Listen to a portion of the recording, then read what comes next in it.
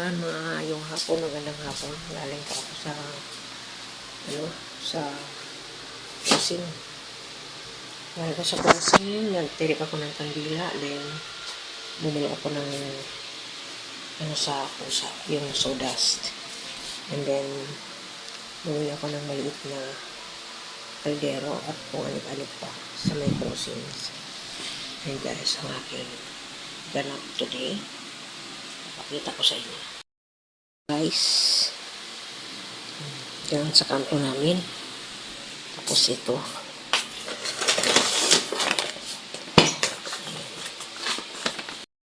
Baonan ng anak ko.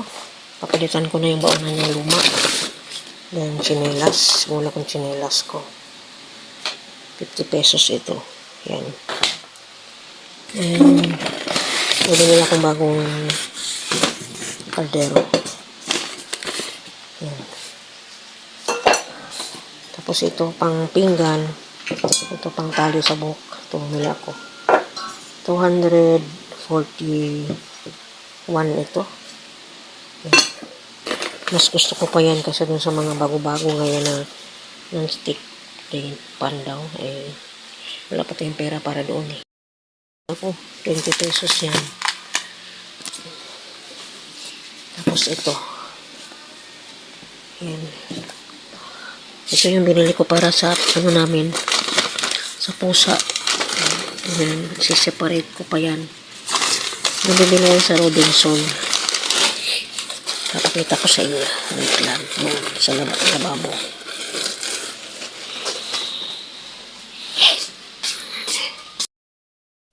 Para sa pusa o sa aso. Ang tawag ko nila ay sawdust. Pinapakuluan ko po yan. 134 ito. Siseparate ko yan para pag magluluto, isang kuha na lang. Pinapakaluan lang po ito tapos haluan ng goodies para sa mga cats. Gustong-gusto po nila ito. Yan. Guys, andito ako sa taas. Sa kwarto ng anak ko. Tatanggal ako ng mga bedsheet niya kasi para mapalitan. Picture namin ang aking mabuting asawa.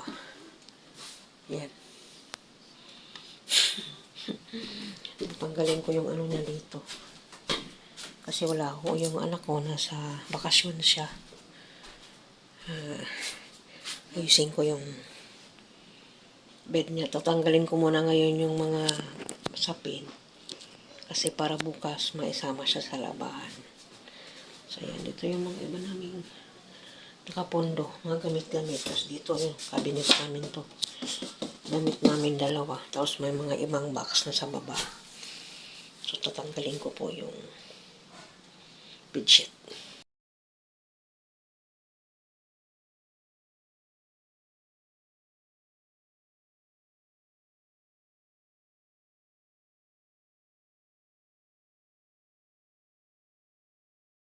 Tinagilid ko na. Ito naman ang alisin ko yung cortina. Then, bukas ko na kasi ito linisin dito. Tinanggalan ko lang ngayong gabi. Tinanggalan ko lang siya. Tapos, bukas ko na siya ayusin. Tinagilid ko kasi pagpapalitan ko yun ng bago. Sa isang araw pa naman siya darating. Higaan lang yun ang mga pusa. So, wag mo nang ayusin. Tanggalan lang para magpalit. Bukas siguro palitan ko. Yun naman kurtina ang alisin ko.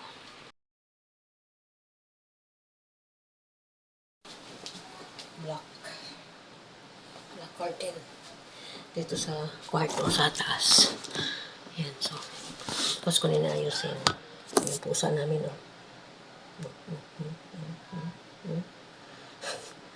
Makulit.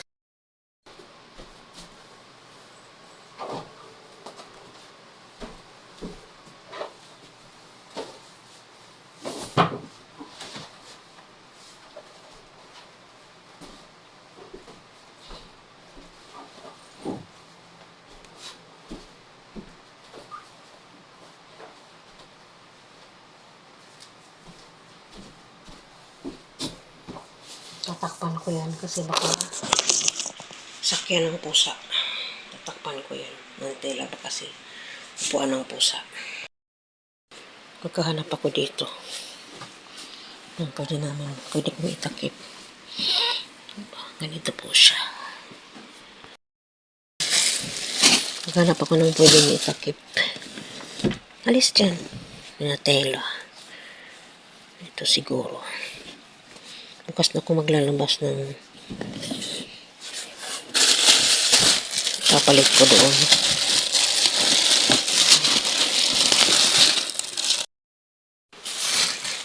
Yung mga damit ng anak ko yan. Yung, tabi na. Tabi, isasara na ni mama. Ang ulo nila talaga.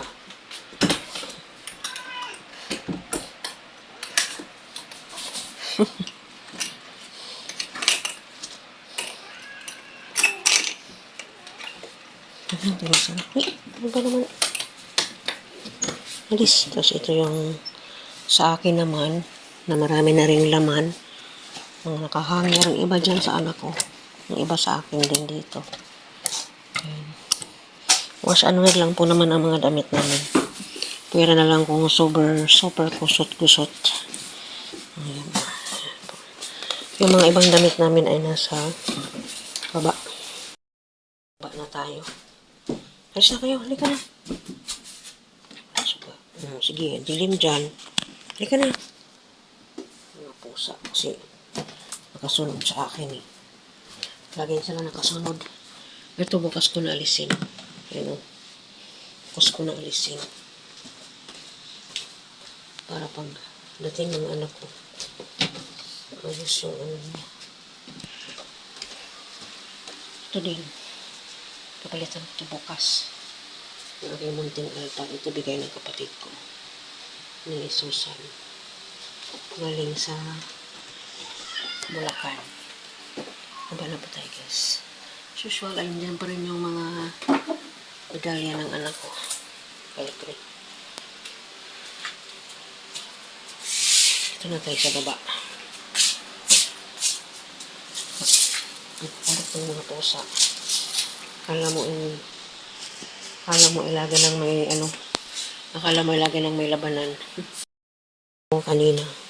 Sa crossing kasi nagpunta ako. Bumili ako ng another kaldero. Mas gusto ko po yung kaldero na ganito, yung original klase. Kaysa doon sa ano, kailangan kasi yun pag bibili ka original. Yung mahal yun, tag 1,000 yun. Tapos bumili ako ng bagong sponge para sa pinggan. Ayan. Bumili ako ng ganito. Medyo malaki. Lutuan ng ano, kung ano ang paglalaga dito. Oh. Narinig niyo yung pusa sa latas. Mga pasaway talaga sila. Yan, iayos ko to dito. Pakuluan ko muna ito ng water bago siya gamitin. Yan. Ulam ko kanina. Sana ito, kaso nakaulam ako ng iba. Ito bibigay ko sa pusa sana kanina. Pero nakabili na ako ng para sa ano nila. Yung sodas. Yung sa ano, yung sa crossing, yung sa Robinson, doon ako bumili. Yan ang kalat po ng aking kusina. Mag-iimis pa ako siguro ngayon. May kanin pa ito ng konti. Yan, ayusin ko yung mga hinugasan kong kaldero. Yan, mukhang magbablog ako ulit sa kusina naman. Ito kanin ito. Ayan, mayroon akong ulam dyan. Pag ako lang mag-isa po dito sa bahay, okay lang kahit na anong mauulam ko. Kasi ako lang naman mag-isa. So, ayan. Ito yung aking lumang kawali. Next time, bibili ako ng isa pang ganito. Para lutuan ng gulay yung, ano lang, yung regular lang na maliit. Ito yung malaki. Ayan. Yan yung malaki. Minsan kasi, konting gulay lang lutuin ko. Ayoko na sobrang laki ang kawali. Kaya bibili ako ng isa pa. Kasi ito pang prito ito eh. Yan o. Hindi na po talaga mababago yung ano niya. Kasi ganyan na po yan sa color niya. So, ayusin ko yung kawali. Ano dyan? Mga lagayan. Kasi yung mga hinugasan ko, ilalagay ko doon.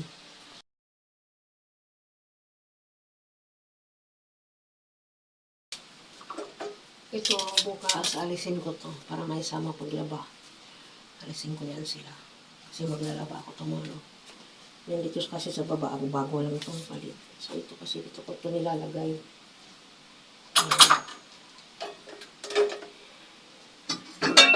Ito, papakuluan ko muna ito bago gamitin. Lalagyan ng kaunting tubig. Kasi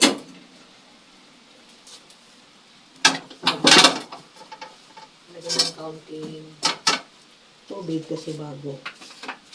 Ito, tatapon ko na. Kapalitan ko na nito.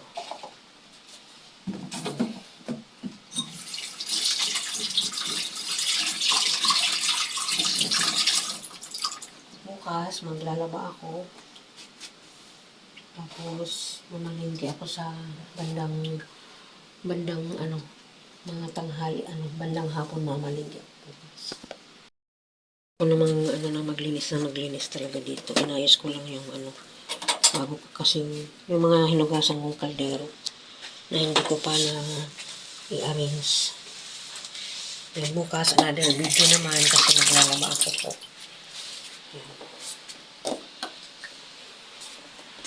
Laba tayo bukas kasi hindi ako naglaba ngayon. Bakasyon naman. Happy Chinese New Year sa 17. So Tuesday ay happy Chinese New Year. Ayun.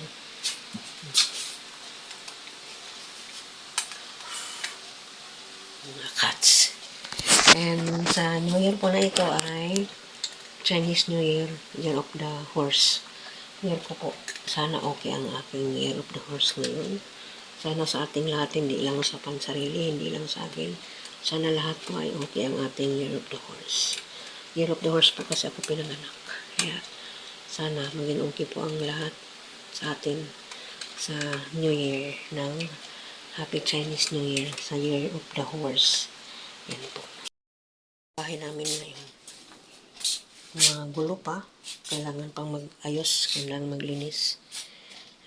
Pasensya na kayo sa yan. Mga sabit-sabit. Kasi meron talaga yan sabit-sabit. Yan. Ito yung aking curtain na manipis. Binili ng anak ko yan. Try lang namin. So, ayan. Magliligtad dito kasi tomorrow maglalaba ako. Ayan o. May ambon-ambon na sa bubong namin sa kusina. Ayan o. Maambon po. Mukhang ilang araw na akong nag-aambon-ambon. Hindi naman sa talagang ulan na bigay tulong ulan. Nag-aambon-ambon siya. Pero siyempre nakakabasa din. Tapos walang araw na lumalabas. Lagi siyang nakulimlim. Sana hindi siya umano bukas kasi maglalaba ako.